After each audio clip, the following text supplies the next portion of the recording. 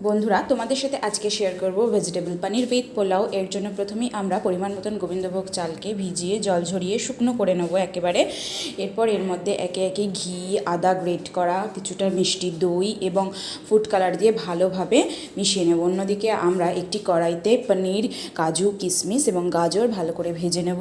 আবারও একটি অন্য পরিষ্কার পাত্রে ঘি গরম করে তাতে তেজপাতা, গোটা গরম মশলা ফোড়ন দেব। দিয়ে আগে থেকে জল ঝরিয়ে রাখা চালগুলো দিয়ে ভালোভাবে নাড়াচাড়া করে নিতে হবে। এরপর ঠিক যতটা চাল তার ডবল দুধ এবং জল ভালো করে মিশিয়ে সেটাকে গরম করে দিয়ে দিতে হবে। তারপর এতে একে একে দিয়ে দেবো মটরশুঁটি, পরিমাণ মতো নুন দিয়ে ভালোভাবে ফুটতে দিতে হবে। এরপর এটাকে আঁচ কমিয়ে চাপা দিয়ে দেবো।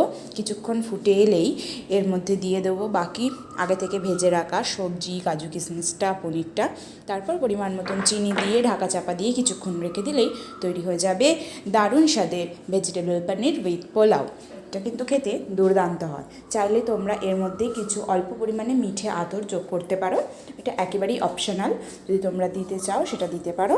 তাছাড়া এমনি গোবিন্দভোগ চাল আর ঘিতে একটা দারুণ